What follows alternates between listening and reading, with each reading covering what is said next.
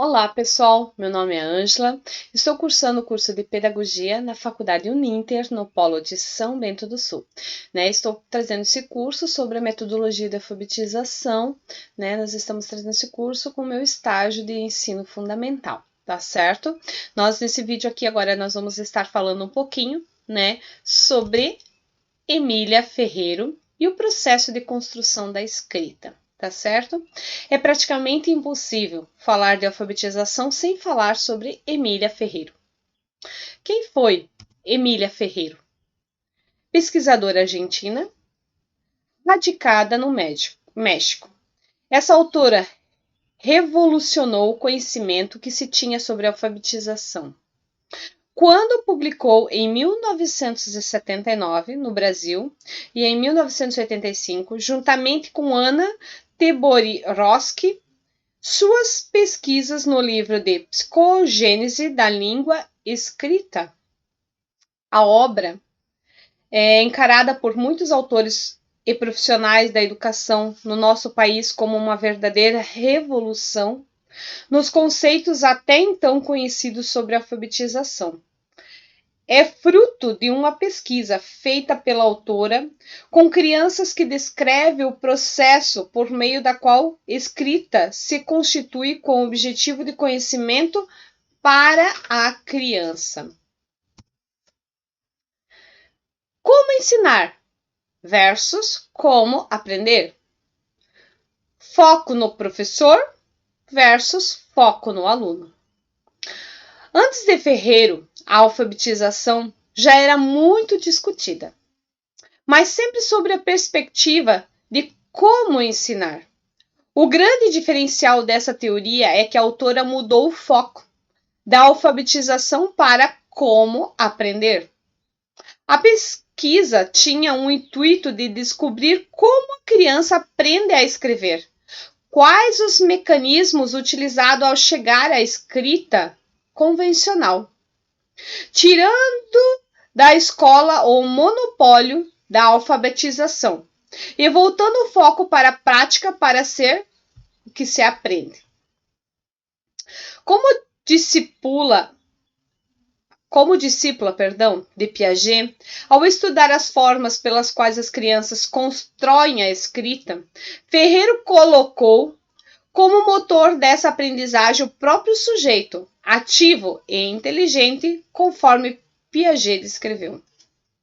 Desse modo, contrapor-se o modelo de alfabetização vigente mostrando que não existe a necessidade de uma criança repetir exercícios mecânicos.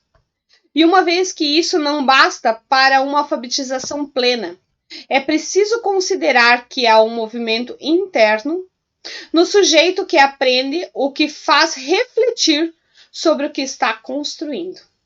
Quando somente copia o que segue um modelo pré-estabelecido, como era aplicado nas práticas da alfabetização, o aluno não reflete e não pode ser considerado ativo.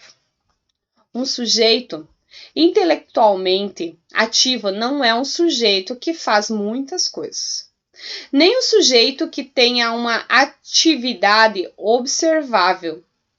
Um sujeito ativo é um sujeito que compara, exclui, ordena, categoriza, reformula, comprova, formula hipóteses, reorganiza, etc.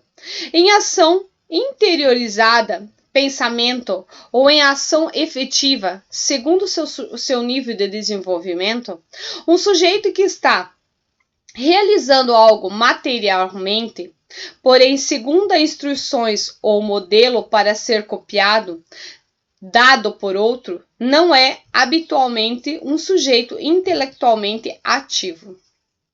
Então, de repente, o panorama de alfabetização brasileira se abriu para a concepção de que o aluno precisa pensar, agir para ser alfabetizado. Talvez isso apareça conhecido para você, mas não se esqueça do contexto da época. Acompanhe as palavras de Weiss sobre um momento histórico em que as ideias de Ferreiro foram divulgadas.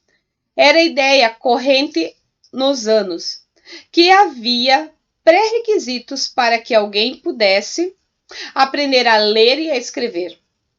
Esses pré-requisitos se constituíam em um conjunto de habilidades perspectuais conhecidas como prontidão para a alfabetização. Ou seja, as crianças precisavam alcançar uma maturidade, uma prontidão sem a qual nem valia a pena de ensiná-los. Desta maneira, as escolas aplicavam às crianças um conjunto de exercícios que serviam também para avaliar o desenvolvimento em relação a essas habilidades. O teste ABC de Lourenço Filho, importante educador brasileiro, foi um dos precursores. A partir dessas avaliações, a escola podia decidir se o aluno frequentaria uma classe regular ou uma classe especial, onde ficava restrito a esse tipo de exercício. Isso vemos hoje, significava negar-se a autorização de acesso da escrita. Eram as classes de prontidão, onde a escrita e a leitura eram evitadas em crianças ficavam, às vezes por anos, fazendo exercícios. Importante refletir que nessa época os exercícios de prontidão definiam a alfabetização como uma mera transmissão de técnicas, existindo uma crença de que isso era melhor a fazer ensinar uma criança a ler e a escrever. Essa prática baseada na repetição de exercícios, via de regra, levava a uma alfabetização de decodificação, não necessariamente de entendimento. A criança lia, mas não entendia, apresentava muitas dificuldades para escrever. A proposta de Ferreiro foi surpreendentemente. Ela descobriu que na sua pesquisa que as crianças passam por níveis conceituais, diferentes das sequenciais, ao aprender a escrever. Essa concepção fez com que os conceitos de construção escrita do erro fossem alterados. Vamos estudar quais foram os níveis que encontramos por Ferreiro e você encontrará de que forma esses conceitos foram modificados. A partir da classificação dos níveis de desenvolvimento proposto por essa autora. Vamos ver aqui. Níveis conceituais. Nós vamos ver ali o nível pré-silábico, nível silábico alfabético e nível alfabético, né? Nós vamos estar vendo esses níveis, tá certo? Primeiro nível pré-silábico. Nesse nível, a escrita da criança não tem correspondência com o som. Ela registra garrantujas, desenhos sem configurações, mais tarde desenhos com figuração, na sequência registra símbolos, pseudoletras, traçado que reflete no seu modo particular de escrever, bolinhas, risquinhos, etc. Misturada com letras e números. No final dessa fase, começa a diferenciar letras de números, desenhos ou símbolos, e reconhece o papel das letras na escrita. Percebe que as letras servem para escrever, mas não sabe como isso ocorre. A palavra abacaxi pode ser escrita assim, aiu noaxi, ali com aiu, N-O-A-X-F. Então, esse é o período pré-silábico que acontece com as crianças. O nível silábico, vamos ver o que fala sobre o nível silábico? Ao escrever, a criança conta pedaços sonoros. As sílabas das palavras e das frases usa a letra para representar cada sílaba. As letras podem ou não ter valor sonoro convencional. Por exemplo, a criança pode escrever boneca como sendo BNC, ou mesmo o EA. Nesse caso, com valor sonoro correspondente ou ainda F, G, R. Ela possa estar lendo assim. Uma letra para cada sílaba sonora, mas sem correspondência com o som convencional. A criança escreve somente as vogais ou somente as consoantes, ou utilizando as vogais e consoantes, mas sempre com uma representação letra para cada sílaba ou frase. Esse é o período silábico. Vamos ver o período no nível, silábico alfabético. A certeza do nível silábico é quebrada quando a criança compara escritos ou percebe que os adultos não conseguem ler o que ela escreve. Ela então avança para outra fase, a qual o valor sonoro torna-se fundamental. E começa a acrescentar letras, principalmente na primeira sílaba. A palavra boneca, por exemplo, é escrita B-O-N-C, ou não mais B-N-C, escrita silábica. Nesse momento, a criança encontra-se perto da escrita alfabética. E quanto mais refletir, escrever e comparar suas escritas, cada vez mais irá aproximar-se do último nível. Qual que é o último nível? Nível alfabético. A criança agora consegue ler e expressar graficamente o que pensa ou fala, porém escreve foneticamente, ou seja, faz relação entre som e letra. E ainda não consegue escrever ortograficamente. Por isso, são comuns palavras escritas com pequenos erros, como hipopótamo, sem o H na frente. Depois de acompanhar os estudos de Ferreiro, voltamos às duas questões que ficam sem respostas.